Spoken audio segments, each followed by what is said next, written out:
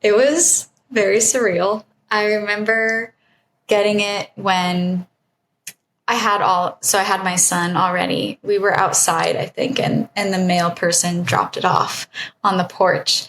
And I started shaking. I said, "Oh my gosh, buddy, I think this is my book." My first printed copy of my book. And opening it up and seeing the cover that I had only seen on a screen before. Mm-hmm. It didn't feel real. And honestly, sometimes it still doesn't feel real. I'll look at it and think, that's my book? Are we sure?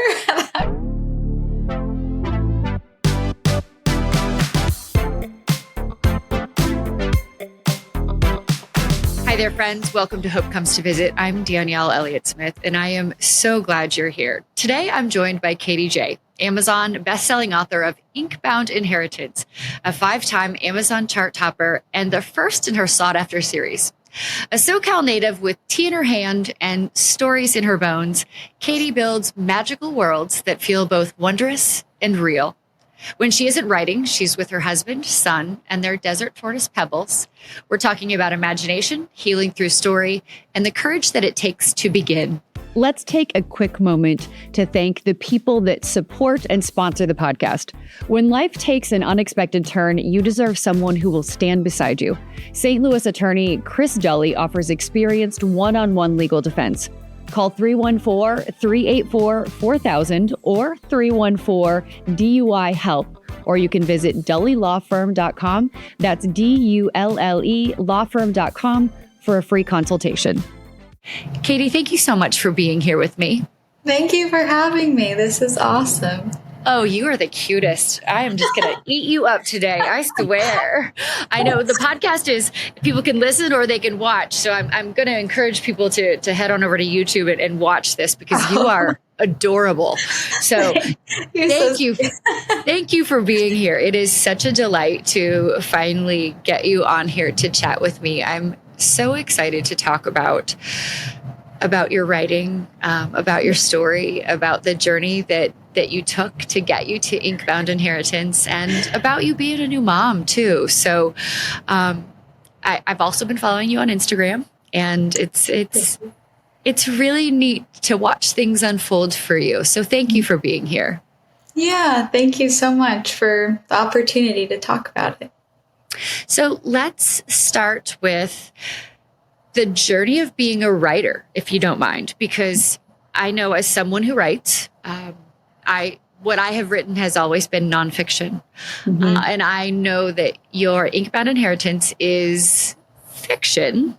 Yes. However, if I'm to understand correctly, there is a little bit of inspiration in young Katie's journey that is inspiring Liam, your main character's journey throughout. Mm-hmm. So talk to me about what it took to start writing and how you allowed your personal journey to inspire this particular story. Mm. Yeah.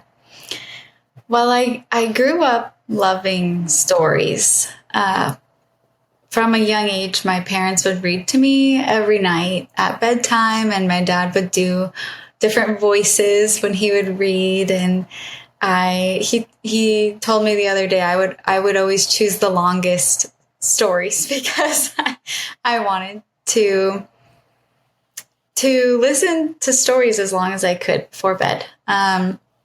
And so I always had a love of reading and writing. I remember even journaling from a very young age, and writing stories. I have a very vivid memory of second grade Katie.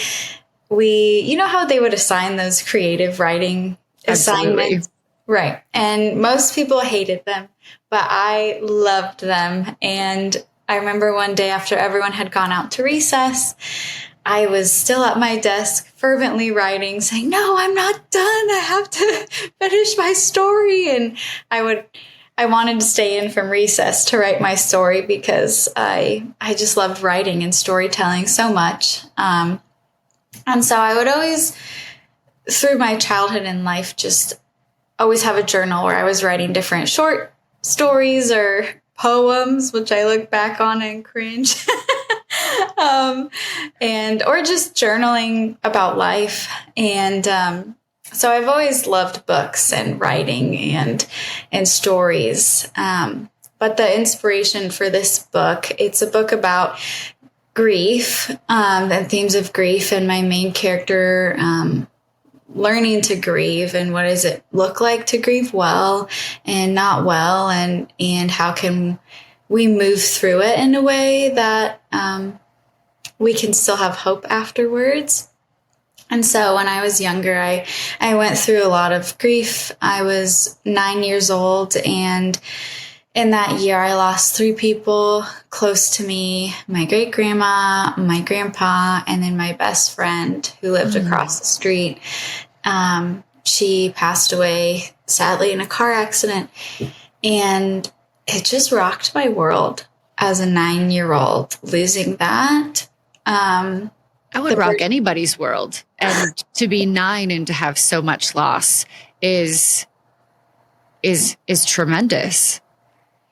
Yeah, it was a lot. And I remember my parents giving me a journal, actually, to process and write out all of my thoughts. And so that's kind of where grief has just always been a prevalent theme in my life. And from then on, I lived with a fear of losing people close to me, that the people, my friends or people I loved, were just going to pass away and I was going to lose them. And then, so I kind of, I wrote through that and through childhood, different stories, some happy, some sad. And in college, kind of took a creative hiatus. But then after college in 2020 is when I started working on Inkbound Inheritance. And I had so much time, as all of us did, and I wanted to chase after the dream that I had, that I always wanted to be an author and a writer. So I started working on this book about grief. And then a couple years in, I lost 3 more people close to me in the same year. And I just had a moment where I thought I had gone through all the things I needed to go through in order to write this book. Right. But obviously not, that there needed to be more. And so, yeah, lost 3 more people. And going through grief as an adult is also, it's so different than going through it as a child. Felt like when I was younger, I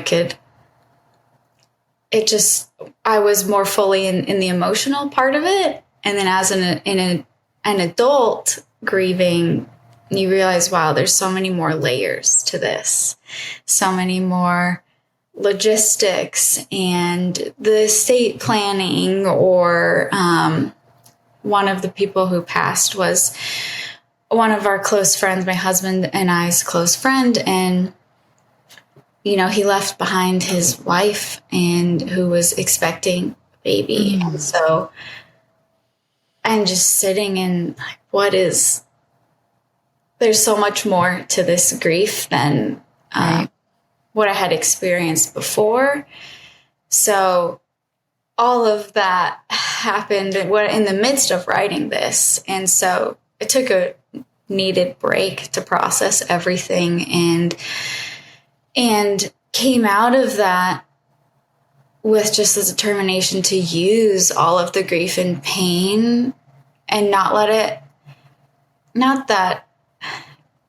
just use it and not let it fester or rot me, and use it for something that could help other people who were going through something similar, so that they could know that they're not alone and that there is hope and that they're not meant to go through their grief alone.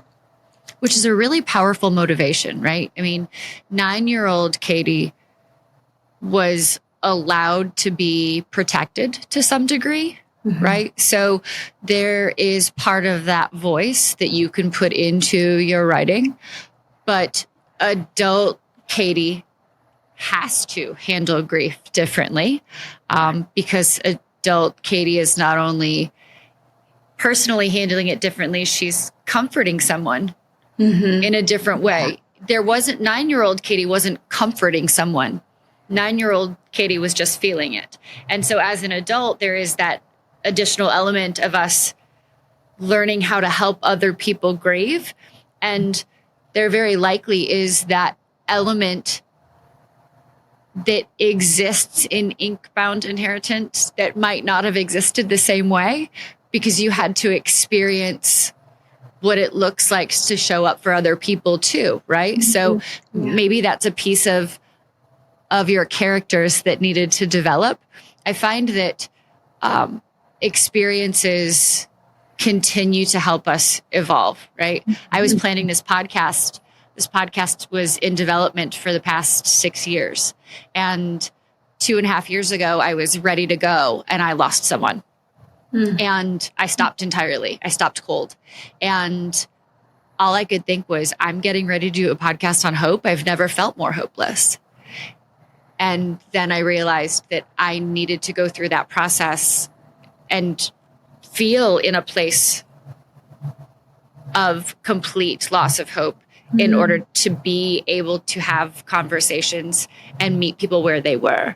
And it feels similar to you having to stop on the book for a while. So how long was your writing process altogether? Were you writing Inkbound Inheritance for a full 5 years?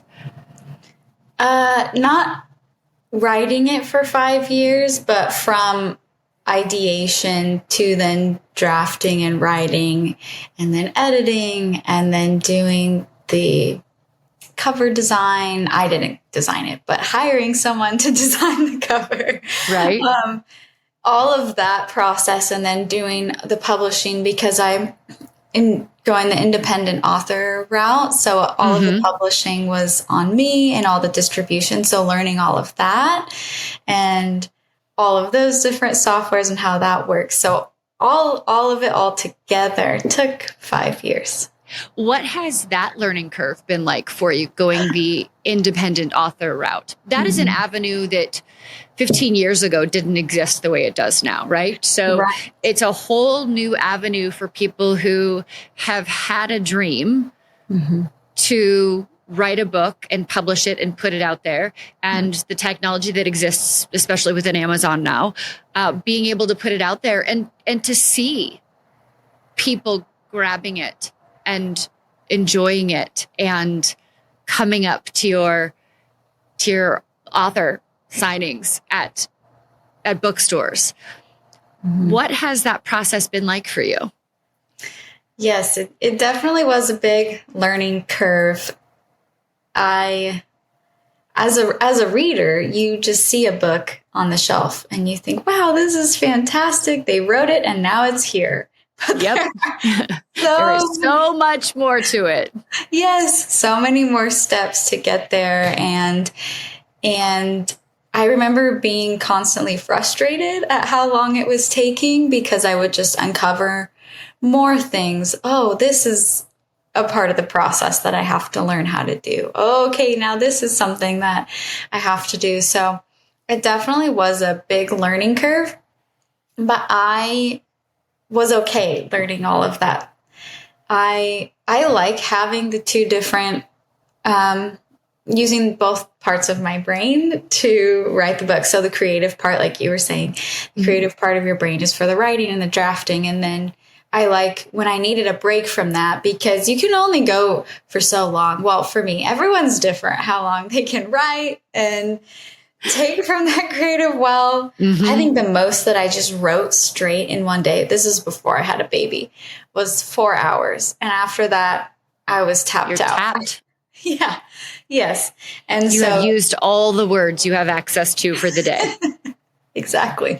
There are none left. They're all on the page. Yep.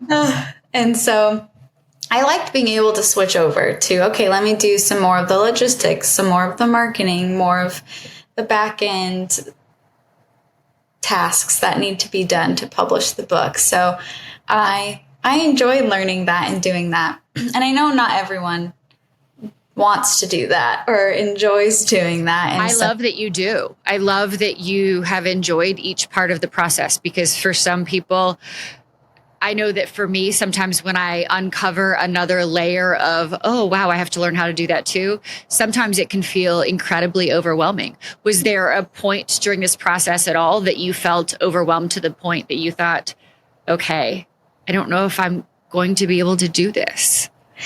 Many times, many times, actually. So where do you go to find the, but yes, Katie, I can keep going? Yeah. I'm grateful for all of the places that I can go. My husband was a very huge cheerleader and supporter of mine. And so many times I wanted to stop and I would ask, is this worth it? Is this what I'm supposed to be doing? And he would encourage me and say, yes, this is what you're supposed to be doing. Or he'd play devil's advocate or say, fine, give up then. And I'd say, no, absolutely not. How dare you tamp on my dream like that? Exactly. So my husband, so grateful for him. I actually dedicated the book to him because he was such a huge part of encouraging me to do this and helping me stay on the path towards publication. Also, I'm a part of a writing group, so that's been really helpful to have that support, to have those people to believe in you when maybe you don't believe in yourself enough. Mm-hmm. And then for me, faith is a really big part in my life. And so just knowing that this is the purpose, that in this season, this is what God has for me and how he wants me to share my story, to be able to help people not feel alone. So those are some of the places that I go that really help me to stay rooted and remembering my why. Why did I start this? Why did I want to do this in the first place? And that always helps me if I'm in that overwhelm, spiraling, oh, I can't do all of this. This is impossible. To think back, why did I want to do this in the first place? It's to help other people. And if this book can help even just one other person, then it's worth it. It's worth going through all of this. That's beautiful. Did you find for you personally, with the goal and the why being to help other people, recognizing that part of what you are writing through has been a grief journey for the young version of you and for the adult version of you? Did any of it end up feeling cathartic for you, going through those pieces of your own grief and heartache? Mm-hmm. Yes, very much. To just, some of the saddest and hardest parts to write were the super grief heavy, just feeling like when you're in that place and you just feel like that you're at the bottom of the ocean and the waves just keep coming up and crashing over you again and again and you can't catch a breath. And being able to write about that and write about all of these moments of pain and overwhelm and hopelessness, like you were mentioning, to be able to get that out was really helpful, because once you get it out and it's not inside of you anymore, it doesn't have as much of a hold on you, and you can have that freedom from that. Especially, the dark things that are like, what's the point of all of this? and working through that and kind of having, pasting some of that on my main character and what he's processing. And so much of what I processed and went through is what he is processing and going through inside the book. So it was very cathartic and so helpful to sit in those emotions too, which is not always fun, but so necessary, because that darkness loses some of its power when we can bring it out into the light. Exactly. Good Mhm. for you. What was it like the moment that you first held your book in your hands? It was very surreal. I remember getting it when I had my son already. We were outside, I think, and the mail person dropped it off on the porch. And I started shaking. I said, "Oh my gosh, buddy, I think this is my book." My first printed copy of my book. And opening it up and seeing the cover that I had only seen on a screen before, Mm-hmm. it didn't feel real. And honestly, sometimes it still doesn't feel real. I'll look at it and think, that's my book? Are we sure? Really? It's the magic of actually seeing a dream manifested that way, right? Right. It's that true pinch me moment. What Yes. about meeting someone in person who has read your book and is, to me, it's a little bit akin to what a singer or an artist must experience when they're on stage and someone sings their words back to them, right? To know that you have affected someone in a positive way, that they have been touched by your words. Yes, that's makes it all worth it. And to know that it impacted them and helped them, maybe in a way I intended or maybe in a different way, because that's what happens when you put stuff out. It affects everyone differently. When I had the first time that I had a stranger buy my book, or strangers say, "I'm reading your book and it's really great," I didn't know what to say, honestly. You're like, 7 copies have sold, and I think that's my parents and my best friend and my husband. And then all of a sudden, somebody you don't even know buys it and says, "Wait, I like this." And you said, "Are you sure?" You were reading my book. Yeah, exactly. Yeah. So very, very surreal, and definitely the pinch me moment, like you said. And you've been watching it hit the bestseller lists on Amazon. That was Congratulations. Amazing. Thank you so much.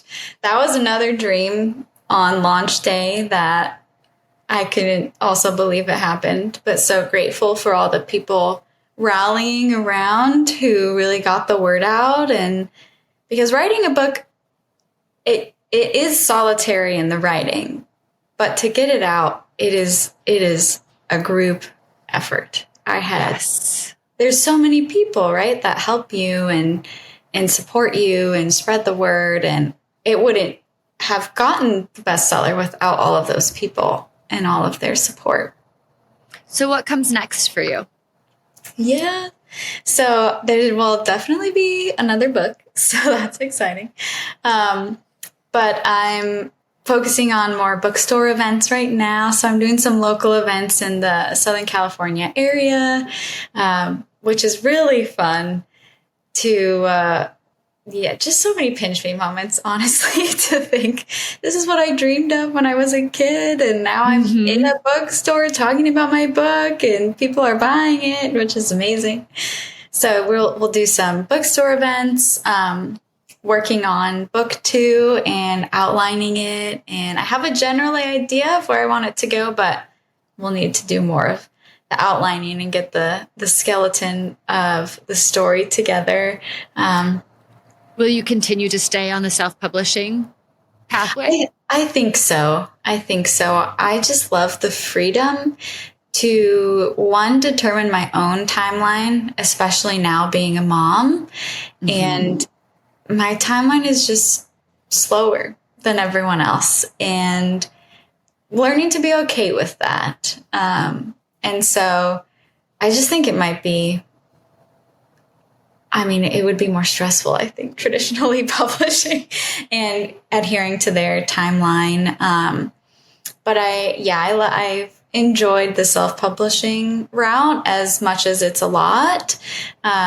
I think I want to stay just to have that flexibility, the creative control, the higher royalties, also be able to determine what I want to do when I want to do it. So for now, we're going to stay on that route. Will you give my audience community a synopsis of Inkbound Inheritance? Yes, I'd love to. So Inkbound Inheritance is about Liam, my main character. He's a teenage boy. He finds out on his mom's deathbed that he will inherit a story world that she created as an author. And so he will inherit this world and be in charge of taking care of it. So this world that he thought was just in his mom's books is actually real. And so he gets pulled inside of the world along with his cousin, whom he has to rescue. And along the way, he finds out he actually has some powers. And it's about his journey through grief and learning how to grieve in the story world, learning how to use his powers, and then having to rescue his cousin. So, see, I love this for so many reasons. I think that as a society in general, we do not grieve well. We don't properly teach our children, our young adults, or which therefore does not set up adults very well to know how to grieve. So I love that you are, by way of story, helping to equip young adults with some of the tools and heart for what is a very basic, common life experience. Because there isn't one of us that will escape untouched by grief. yeah. And so you, by way of your immense talent, are turning something so many of us love to do, reading, into a way to give people tools they need for life. And I love that. Thank you. You're so welcome. How do you define hope? Hope, I would define hope as the belief that things aren't over, that they'll still go on, and that even in the hard times, there's going to be light at the end. So that's how I would define hope. I love that. Any advice for aspiring authors? Let's first just in general for aspiring authors, and then I have another question about the publishing piece. Okay. Yeah, firstly, I would say I'm so excited for you, and I will cheer you on in your writing journey. I would say definitely surround yourself with people who, as we talked about before, will be your cheerleaders, will be there to believe in you when inevitably you get to the point where you want to quit, where everything's too much. So surround yourself with good people, with cheerleaders. I would say give yourself grace, lots of grace for the process, because it's not often a straight road. It can be a windy road. And I would say, remember your why. Remember why you want to write, and hold on to that in those moments where you want to give up, where you've reached the saggy middle of writing and you're wondering, where is this going? Is this even good anymore? I love that. What about for someone who is thinking, I'm scared, self-publishing sounds so daunting. Where do I even begin? Yeah. I am the type of person who, before I do something, I love to do a lot of research and gather all of the data available and then parse through it and pick out the best, most useful pieces. So I did a lot of research on the best way, not saying I did the best way, but what felt like the best fit for you. The best fit for me. Some resources that I used was the creativepenn.com. Joanna Penn, she's an indie author and she's been an independent author for like 20 plus years. So she has a lot of really practical resources. She has a book called How to Self-Publish Your Book. So I used that resource. She really lays it out for you. It's very helpful. So her website and her books were very helpful.